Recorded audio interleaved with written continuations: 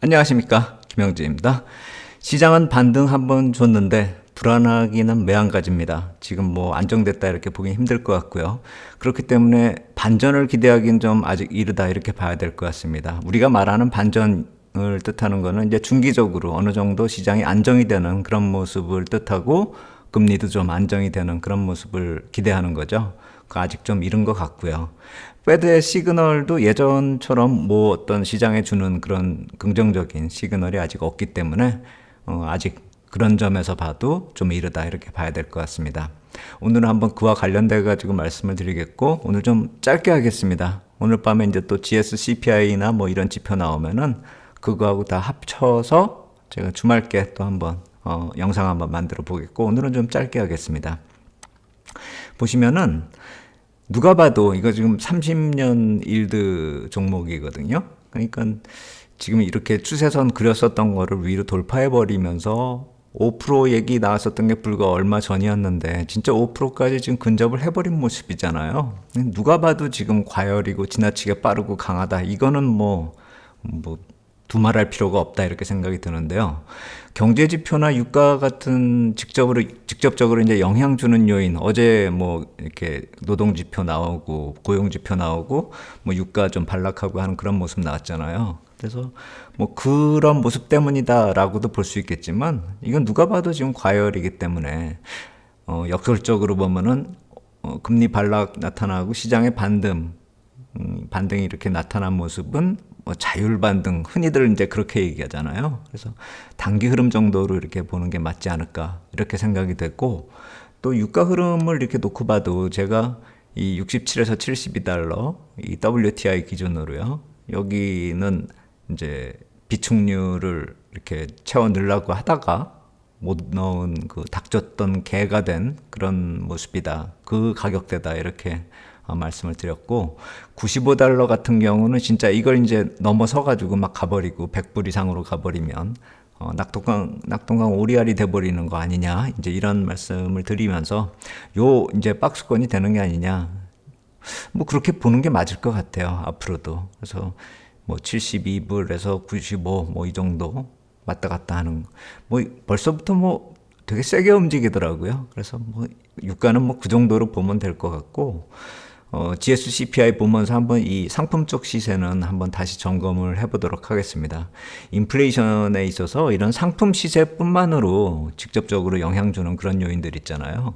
그거 이외에 국채 수급 측면도 좀 고려되어야 될 그런 시점이기 때문에 이런 상품 시장만으로 판단하기에는 약간 이런 시점이다 이렇게 생각이 되겠고요.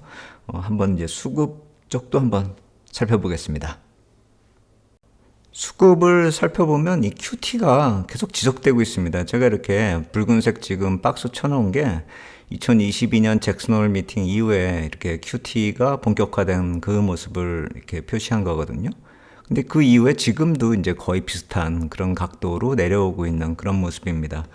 그 구체적인 수치를 이렇게 놓고 봐도 여기 빌이나 노트본드 이런 식으로 지금 전주 대비 두 개 합하면은 약 한 50억 불 정도 줄어드는 그런 모습이고, 모기지 같은 경우가 100억 불, 그리고 이쪽 아래쪽으로 내려오면은 BTFP 나오잖아요. 단기 유동성 지원했었던 거, 또 그 아래쪽에 79억 달러 줄어든 거는 FDIC 쪽으로 이렇게 지원했었던, 어쨌든 이 BTFP나 FDIC 쪽으로 나간 거나 유동성 지원을 나갔었던 것이 그 역시 마찬가지로 좀 감소 추세에 있다. 그러니까 전체적으로 채권 쪽도 국채 쪽도 다 줄어들고, 모기지 당연히 줄어들고, 대출 성격으로 이렇게 유동성 지원 나갔었던 것들도 모두 다 줄어들고 있는 그런 모습이다.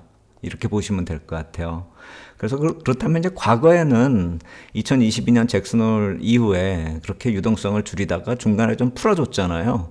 그렇다면 그때의 흐름하고 지금하고 좀 비교를 하고, 그 당시에 어떤 식의 변화가 나타나면서 시그널을 줬었는지 한번 좀 생각을 해본다라고 한다면, 제가 이렇게 푸른색으로 표시한 것이 잭슨홀 미팅 그때 8월 26일 이후에 나타난 조정이 이렇게 금리가 상승하면서 전체적인 자산 시장에 조정이 나타났는데, 여기서 한번 살펴봐야 될 게 뭐냐면은 그 당시에 2.5% 금리에서요, 10년물 기준으로요, 4.3%까지 오른 그런 모습이거든요. 약 한 1.8% 이렇게 올랐다 놓고 보면은 지금 4.1에서 뭐 그 정도 올라버리면은 진짜 이제 뭐 5%도 쉽게 넘어갈 수 있는 그런 모습이 아닌가 이렇게 생각이 되는데, 뭐 그건 지금 단정적으로 얘기할 게 아니라 여러 사람이 얘기했었기 때문에 이제 가봐야 뭐 그렇게 놀랄 일도 아니다 이렇게 생각이 됩니다. 그리고 제가 여기서 표시한 게, 이 잭슨홀 미팅 지나면서 이제 정점을 만드는 그런 하나의 중요한 시그널이 됐었던 것은,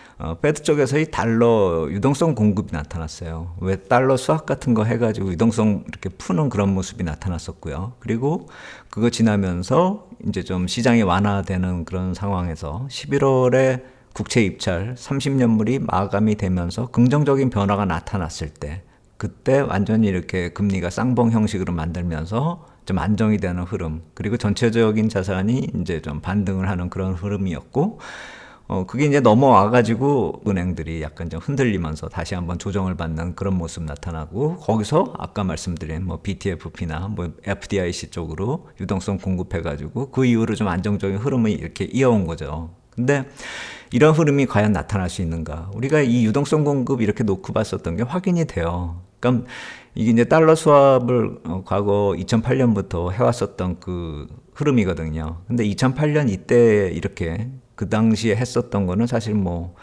큰 문제가 나타났었던 것이기 때문에 이렇게 컸었던 거고, 최근에 보면은 팬데믹이 경제에 영향 줬을 때 그때 모습이고, 이 중간에는 이제 부채 위기 뭐 이럴 때 이렇게 나타났었던 거죠. 그래서 지금은 거의 점처럼 보이잖아요. 아주 조그맣게. 근데 이것도 몇백억 달러가 나간 거거든요.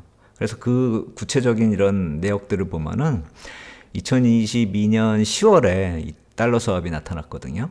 스위스 내셔널로 이렇게 2번씩 나갔어요. 그때 어떤 은행이 막 유로존에서 넘어가네 마네 막 이런 얘기 나왔었던 그런 상황 알고 계시잖아요. 그 해당 국가로 나간 겁니다.